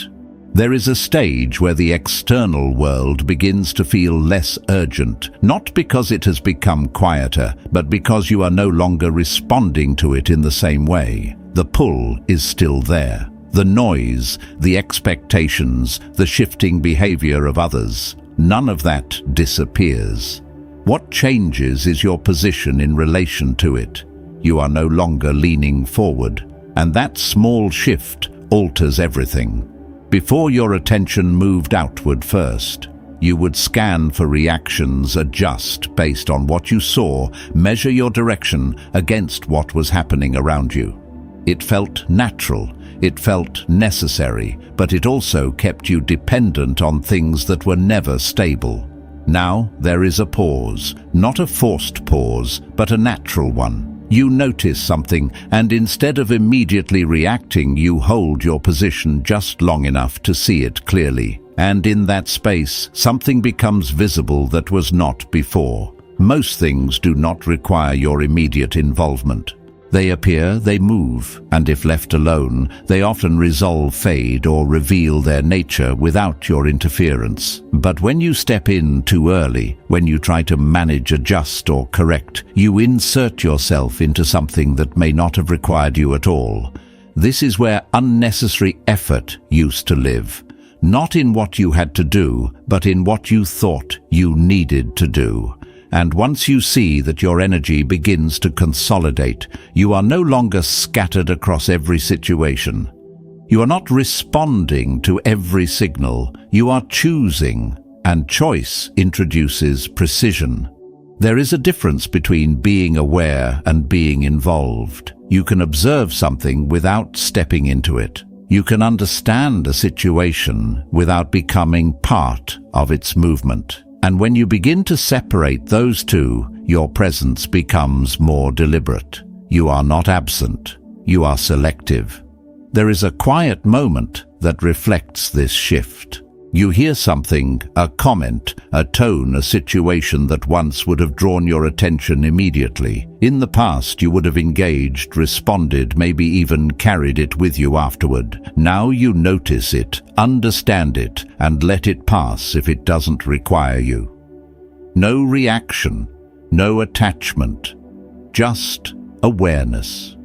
And this is where your energy begins to stay with you, not pulled outward, not drained by things that do not belong to your path. You begin to understand that not everything is meant for you to carry. Not every opinion needs your response. Not every situation needs your involvement. And once you stop treating everything as if it does, you start to move differently, more quietly, more clearly, more effectively. There's a calm that develops here that is not based on the absence of disturbance, but on your independence from it. You are not waiting for things to settle so you can feel steady. You are steady regardless of what is unsettled. And that steadiness becomes your reference point. Not what others do, not how things unfold, but how you remain. This is where self-command deepens again, because now the challenge is not reacting less, but maintaining your position over time, not just in obvious situations, but in the small, unnoticed moments where it would be easy to slip back into old patterns. You begin to see how often those moments appear. A slight irritation, a passing thought, a small disruption in your expectations. Nothing significant on its own, but enough to pull your attention if you are not aware. And instead of following it, you recognize it early. You do not give it weight. You do not build on it. You let it remain small. And in doing so, it passes without shaping your state. This is a level of discipline that is almost invisible. There is no visible effort, no external sign, but internally there is precision. You are managing your attention in real time, not forcefully, but consistently. And consistency is what creates stability. There is a point where this begins to feel less like practice and more like your natural way of moving. You are not reminding yourself constantly. You are not correcting yourself after the fact. You are simply aware as things arise, and awareness allows you to act cleanly, without delay, without confusion, without excess. There is something else that begins to shift here as well, your expectations. Not in a negative sense, but in a grounded one. You stop expecting people to behave in ways that align with your preferences. You stop expecting outcomes to follow your plans exactly. Not because you have lowered your standards, but because you have aligned them with reality. People will act according to their nature. Situations will unfold according to many factors outside your control. And your role is not to change that, but to navigate it with clarity. This removes a large source of frustration, because frustration often comes from expecting something different than what is. And when you release that expectation, you are no longer resisting what is in front of you. You are working with it, as it is. There is a quiet example of this. Someone behaves in a way that does not meet your expectation. In the past, this would create tension. You would question it, react to it, try to understand or correct it. Now you notice it, recognize it as their nature, and adjust your response accordingly. No resistance, no internal conflict, just clarity. And from that clarity, your decisions become more grounded. You are no longer reacting to what you wish was different. You are responding to what actually is. This makes your actions more effective, because they are based on reality, not preference. And over time, this reduces unnecessary conflict. Not because conflict disappears, but because you are no longer creating it through misalignment between expectation and reality. You are aligned, and alignment reduces friction. There is a deeper realization that emerges from this. You do not need the world to behave in a certain way for you to remain steady. You do not need people to meet your expectations for you to act with clarity. You do not need outcomes to follow your plans for you to continue moving forward. You are not dependent. And that independence creates a different kind of strength. Quiet, consistent, reliable. You are no longer adjusting yourself constantly. You are holding your position and allowing things to reveal themselves over time. And because of that, you see more clearly. You are not rushing to conclusions. You are not reacting to partial information. You are allowing things to take form before you engage. This patience is not passive. It is intentional. You are choosing not to act prematurely. And that choice improves the quality of your decisions. There is a moment where this becomes evident in a way that is difficult to ignore. You are in a situation that once would have created immediate reaction. Something unexpected, something misaligned, something that would have pulled you into response. And instead, you remain still. You observe, you understand, and only then, if necessary, you act. And often you find that action is not required at all. The situation resolves, or reveals itself, or loses its relevance, and you have not spent unnecessary energy on it. This is where your relationship with effort changes. You are no longer trying to do more. You are trying to do only what is necessary. And that distinction creates efficiency.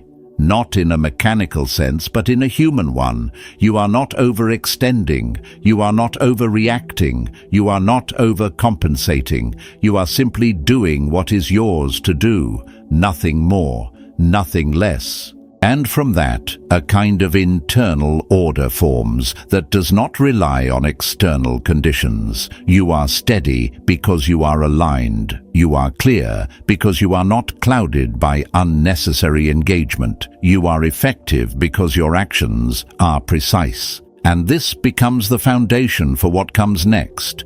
Not a dramatic shift, but a quiet consolidation of everything you have practiced so far. A state where less is required and more is understood. And from that state, you begin to move not with effort, but with direction. There is a point where your movement through the world begins to feel quieter, not because you have withdrawn, but because you are no longer reacting to everything that passes in front of you. What once demanded your attention now barely touches it. What once felt urgent now reveals itself as optional. And in that shift, something subtle becomes clear. Most of what used to disturb you was never about the situation itself, but about how quickly you gave it importance. You see now how fast attention can turn something small into something heavy. A comment, a delay, a change in tone. On their own, they carry very little weight. But when you follow them, when you build on them, when you give them space in your mind, they expand beyond their actual size. And the discipline you have built allows you to interrupt that process early. You notice the moment something tries to grow, and you do not feed it. This is not suppression, it is restraint. You are not denying what is happening. You are choosing not to amplify it, and that choice changes the scale of your experience. Things remain as they are, not larger, not more significant than they need to be, just present. There is a quiet strength in this kind of reduction. You are not carrying unnecessary weight. You are not holding on to moments that do not require memory.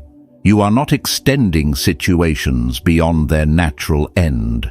You allow them to pass. And because of that, your mind remains clear. There is more space, not empty space, but usable space. Space for focus, for direction, for thought that is intentional, not reactive. And from that space, your actions become more deliberate. You are no longer moving in response to everything. You are moving based on what matters. There is a difference, and it becomes visible in small ways. You speak less, but when you do it, is precise. You act less often, but your actions carry more weight. You engage less frequently, but your presence is more grounded. This is not withdrawal, it is refinement. You are removing what is unnecessary, so that what remains can function without interference. There is a moment that reveals this clearly. You are in a situation where multiple things are happening at once. Conversations, reactions, shifts in tone, small disruptions. In the past, your attention would have moved rapidly between them, trying to track everything, respond where needed, stay aligned with the flow. Now, you remain centered. You notice what is relevant. You let the rest pass. And your response when it comes is not scattered. It is direct, uncomplicated, effective. This is where your control becomes visible without effort. Not because you are trying to demonstrate it, but because it is no longer fragmented. Your attention is not divided. Your energy is not dispersed. You are fully present, but not fully engaged with everything, only with what matters. And that distinction protects you, not from the world, but from unnecessary involvement in it. There is a deeper layer to this that begins to take shape over time. You start to recognize the difference between movement and progress. Before, movement felt like progress. Responding, adjusting, thinking, engaging. It created the sense that you were doing something, that you were staying ahead, that you were managing what was happening. But now you see that much of that movement was circular. It did not move you forward. It kept you occupied, and once you see that you stop confusing activity with direction, you begin to measure your actions differently, not by how much you do, but by how aligned it is. You ask yourself quietly, without pressure, whether what you are doing actually serves your direction. Whether it is necessary, whether it belongs to your path, or is simply something that appeared and asked for your attention. And if it does not belong, you leave it, without conflict, without explanation. This is where your path becomes clearer, not because there are fewer options, but because you are no longer trying to include all of them. You are choosing, and choice requires letting go. There are things you will not pursue, conversations you will not continue, situations you will not enter. Not because you cannot handle them, but because they do not align with where you are going. This is where discipline becomes selective. Not everything deserves your effort, not everything deserves your attention, and understanding that is what preserves your clarity. There is a quiet moment that confirms this. An opportunity appears. On the surface, it seems acceptable, maybe even appealing. In the past, you would have considered it, weighed it, tried to see how it could fit into your path. Now you see it clearly. It does not align, and you move on. No hesitation, no need to justify, just clarity. This is where your sense of direction becomes internal. You are no longer relying on external validation to confirm your choices. You are not measuring your path against what others are doing, what is available, or what seems attractive. You are moving according to your own structure. And that structure is not rigid, it is stable. It allows you to adapt without losing your position, to adjust without losing your direction, to move forward without being pulled sideways. There is something else that becomes clear at this stage. You do not need to respond to everything to remain engaged with life. You do not need to participate in every moment to remain present. You do not need to express yourself constantly to remain understood. There is strength in what you choose not to do, and that strength is often overlooked. Because it does not appear as action, it appears as absence, but that absence is intentional. You are not avoiding. You are selecting. And selection is what creates precision. Over time, this precision becomes your natural state. You are no longer filtering everything consciously. You are simply aligned. What does not belong does not stay. What is unnecessary does not remain. And because of that, your path feels less crowded, less noisy, more direct. There is a quiet realization that follows. You are not here to manage everything. You are here to move through what is yours. And once you understand that, you stop trying to carry more than that. You stop trying to solve what is not your responsibility. You stop trying to include what does not contribute to your direction. And in that reduction, something opens, not externally, but internally. A sense of clarity that is not dependent on external order. A sense of direction that does not require constant adjustment. A sense of control that is not about shaping the world, but about maintaining your position within it. And from that position, your next steps become simpler, not easier, but clearer. And clarity is what allows you to move without hesitation, not because you are certain of outcomes, but because you are certain of yourself. There is a point where the outside world begins to lose its ability to interrupt you, not because it has become quieter, but because you are no longer giving it the same access. What once entered your mind without resistance now meets a boundary, not forced, not defensive, but steady. You begin to notice how much of your past disturbance came from allowing everything in without measure. Every opinion, every shift in behavior, every unexpected change was treated as something that needed your attention, your analysis, your response. And over time, that openness became a weakness, not because openness is wrong, but because it was not guided by judgment. Now there is judgment, not harsh, not reactive, but clear. You are no longer open to everything, you are open to what aligns, and that distinction creates protection without isolation. There is a quiet moment that reflects this change. Someone speaks in a way that once would have affected you, a tone that carries disregard, a comment that invites reaction. In the past, you would have absorbed it, turned it over in your mind, responded either outwardly or internally. Now you hear it, you understand it, and you let it stop there. It does not enter further. It does not expand. It does not stay, because you no longer give it space. This is not indifference. It is control over what you allow to take root. You are not responsible for what others say, but you are responsible for what you hold.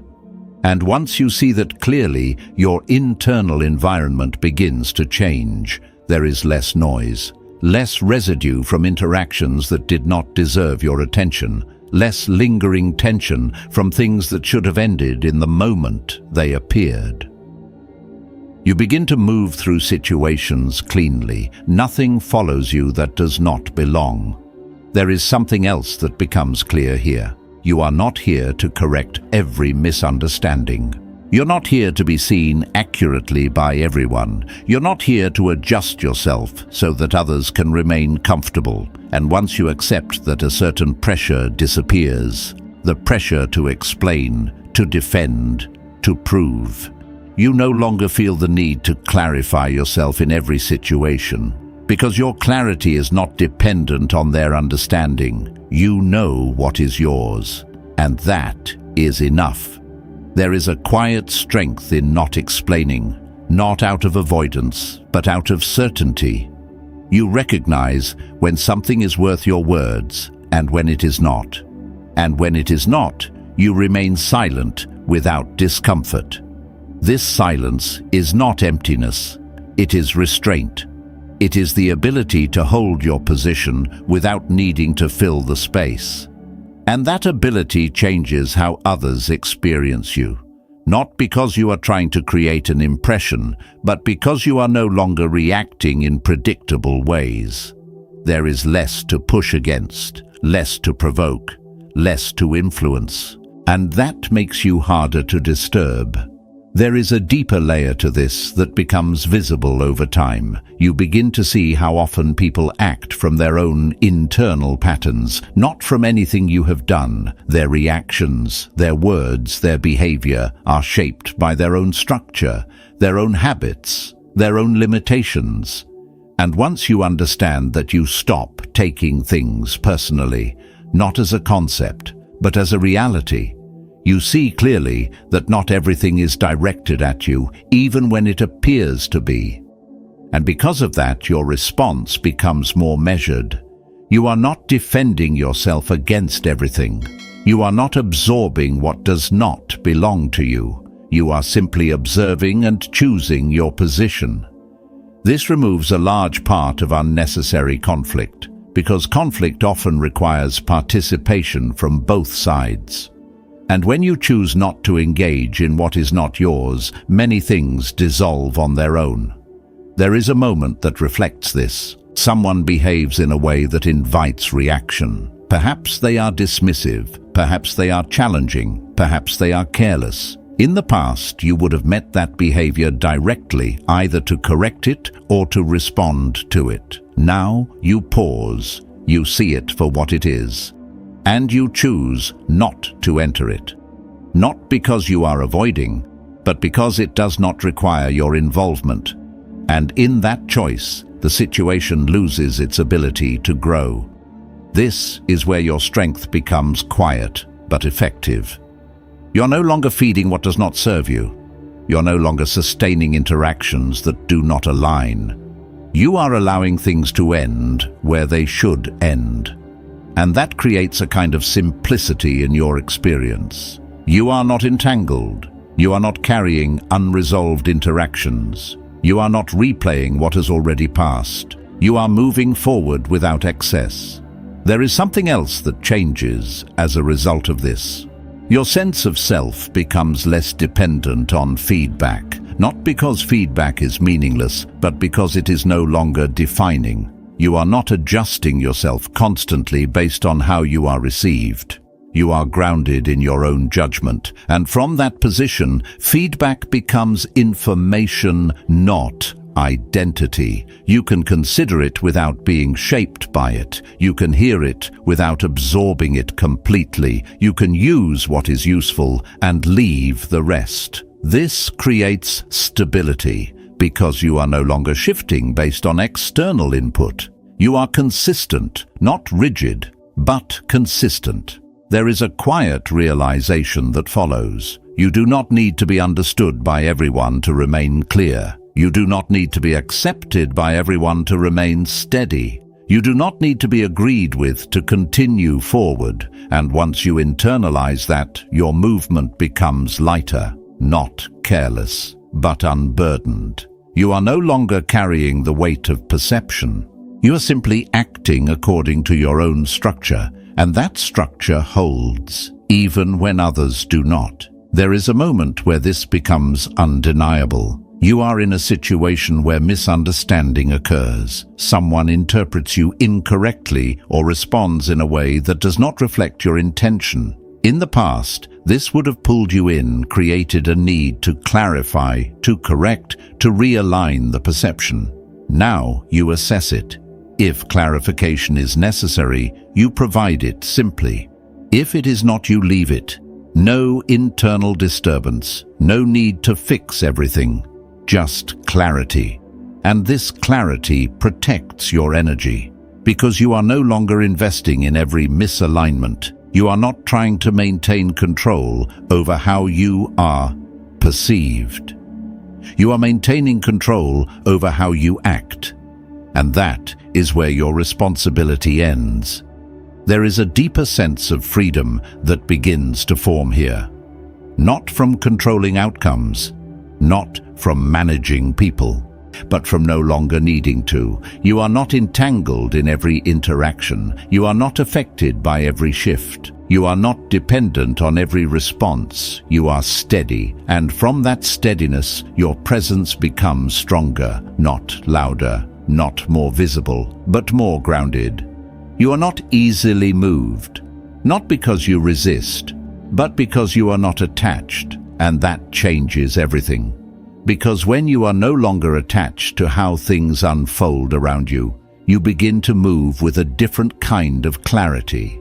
One that does not require constant adjustment, one that does not depend on external confirmation, one that remains regardless. And from that place, your next step is not something you search for. It is something you see clearly, without noise, without pressure, without doubt.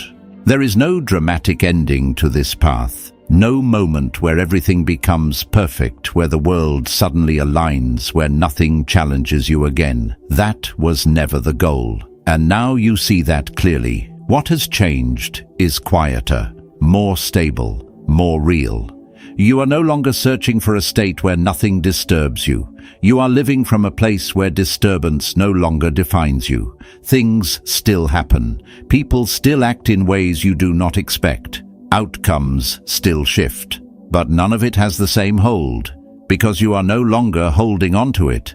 There is a kind of stillness that has formed within you, not fragile, not dependent, not something you need to protect constantly. It remains because it is no longer built on conditions. It is built on understanding. You understand what is yours, you understand what is not, and you no longer confuse the two. That separation is what has given you your strength, not force, not control over others, but clarity over yourself. There is a quiet moment that reveals this more than anything else. Something goes wrong, not in a small way, but in a way that once would have unsettled you deeply. A plan fails, a person leaves an outcome, turns in a direction you did not want. The kind of moment that used to pull everything out of alignment, and now you notice it, you feel it, but you remain. There is no collapse, no loss of direction, no need to grasp for control. You adjust, you continue. And in that continuation there is something undeniable. You are no longer dependent on things going your way. You are steady regardless of the way.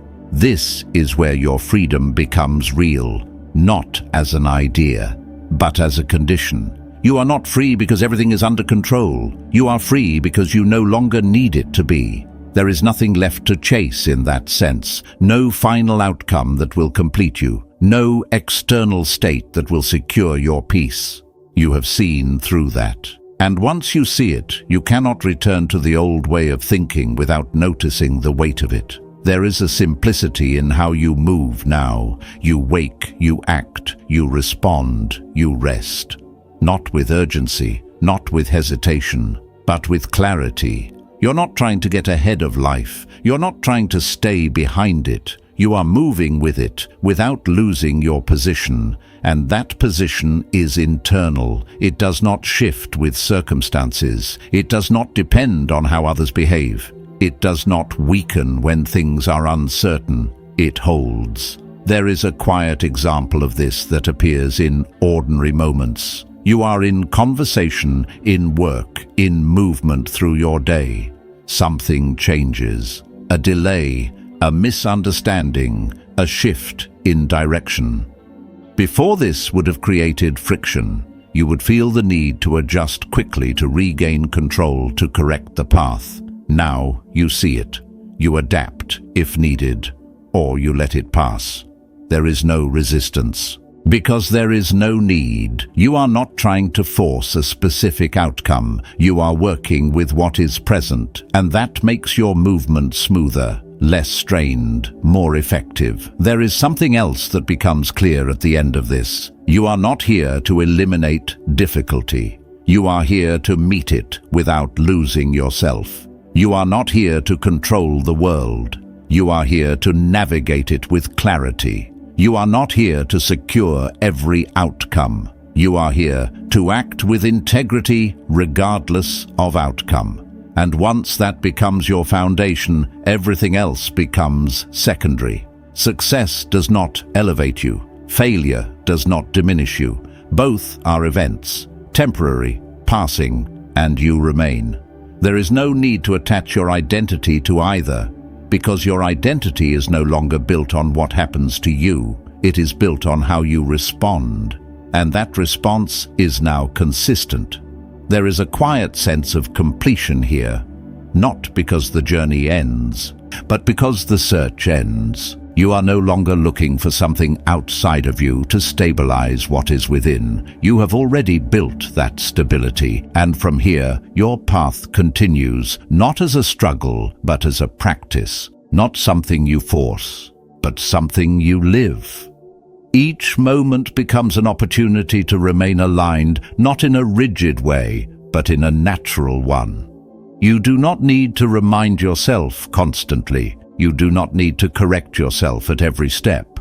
You are already positioned where you need to be. And when you move away from that, you notice. And you return, without judgment, without delay. Just return. There is a final realization that settles in quietly. Control was never the answer. It was the question you kept asking. And now you no longer need to ask it, because you have found something deeper than control. You have found self-command, not as a concept, but as a way of being. And from that place, nothing in this world can take from you what you no longer place outside yourself. You move, you act, you respond, you remain. And that is enough. At some point, you stop trying to quiet the world. You realize it was never meant to be quiet. What changes is your position within it. You no longer reach for control where none exists. You no longer tie your peace to outcomes, to people, to things that move without asking you. You return to what is yours, your judgment, your response, your discipline. And in that return, something settles. Not perfectly, not permanently, but enough. Enough to stand without being pulled. Enough to move without being rushed. Enough to remain even when everything around you shifts. This is where your strength lives. Quiet, unseen, unshaken. If this reflection stayed with you, leave a simple mark below. Still mind. And if you choose to continue, stay close to this path. Not to control what happens next, but to meet it with clarity. Because in the end, peace was never out there. It was always where you chose to stand.